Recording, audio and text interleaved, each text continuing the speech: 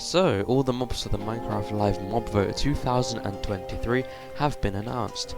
The three mobs, if you haven't seen them, are the crab, the armadillo and the penguin. Let's debrief what you may be voting on.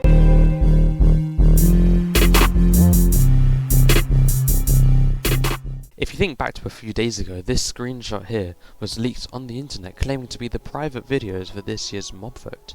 A lot of people had suspicions, but when the first mob, the crab, matched the leaks, everyone assumed that the mobs that would follow would be the seagull and the jellyfish, but this turned out not to be the case actually. Phoenix SE made a video about this that I would recommend you would watch after this though, don't leave just yet, and the three mobs that we have now are the crab, the armadillo and the penguin. Let's run through the features that these cool mobs may have. Let's look at the crab first. We see in the video that the crab looks like this, and that they will spawn in mangrove swamps. For a lot of people this isn't great, as mangrove swamps aren't the most common biome, and it's another rare mob like the frog and the sniffer. They're just really hard to find. A lot of people, including myself, would like to see crabs spawn on the beach, but we will see what happens. I have a feeling if they are introduced into Minecraft, they won't spawn on the beaches, but we can only hope. What about the appearance of the crab? A lot of people seem to like the look of the crab, and I have to agree. They do seem to be a specific type of crab that I cannot remember the name of, but if you do, let me know. But they do look quite cool. They look very Minecrafty. But what about the mechanics of the crab? Well, we were not given much detail in the video. All we know is that they will drop crab claws in some way, whether that is killing it, shedding it, etc. And that it will allow players to place blocks further. This is a bit ambiguous though. Some ideas is that you hold the crab claw with your offhand and have the block in your main hand or something like that. Whether or not this happens, the community has had loads of questions about the crab, some being number 1. Is it only for block placement?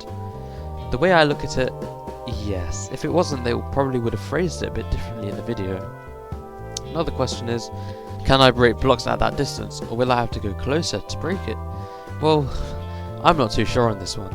On one hand, it would be a bit annoying having to change distances all the time to place and break blocks, but on the other hand, it could raise a whole host of questions about would it work with tools, would it work with punching?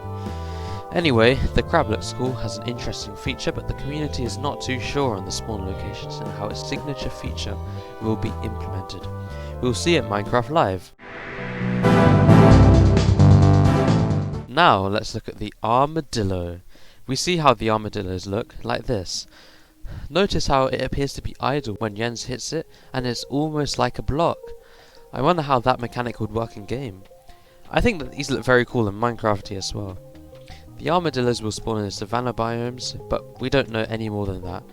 I do think that this biome is getting a bit of love now, as the savanna hasn't had the greatest plethora of interesting features in it, so that gets a thumbs up.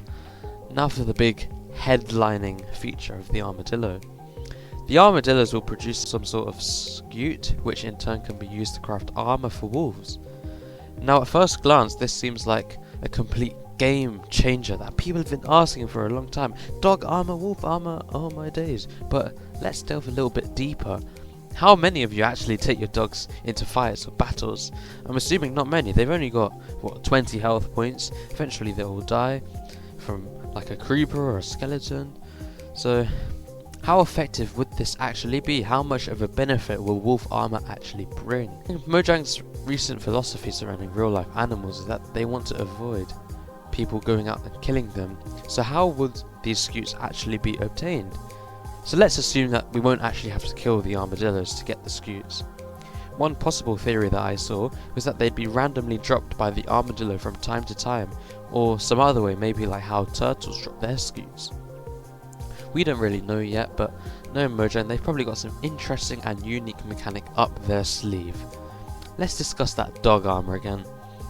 First of all, we've got no clue on the crafting recipe for this yet, or the functionality of this armor. A question that has been raised is whether or not armor trims, dyes and enchantments will work with the dog armor. We don't have any detail on this stuff, so let's assume not. There's always some people that assume things that have not been promised, and then they get upset when those things don't get added. Overall though, The armadillo seems to be like a great choice, adding some life hopefully to the savannah, some interesting and unique mechanics, and perhaps some cool stuff with dogs and wolves. We'll see. Last, but definitely not least, is the penguin. Throughout the history of Minecraft, people have always wanted penguins to be added, and countless concepts and mods have been created to add them or imagine them in game. This is what the penguin might look like. I think they look great, and look at those bushy eyebrows. These are probably based on rockhopper penguins. A picture is on screen now. So first impressions are great, but what about where they spawn? In the video they state that penguins will spawn on stony shores. Now I don't know about you, but I've only ever seen a stony shore in Minecraft once. But let's hope that my anecdotal experiences are purely unlucky and the penguins will be widespread. We'll see. But what about the mechanics of this penguin? I'm gonna be honest, the usefulness of these mechanics hasn't excited me that much. Firstly, Agnes says that they are super friendly, which I hope they would be. Then she says they're a bit clumsy on land, but elegant swimmers in the water. If this were to be implemented, I would be immensely intrigued to see how the accident-prone nature of penguins on land would be.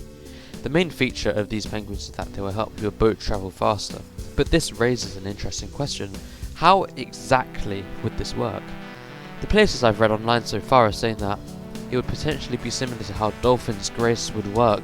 Your boat would be in a certain range of the penguin, and you will travel faster, just like how if you're in a certain range of the dolphin, you will swim faster.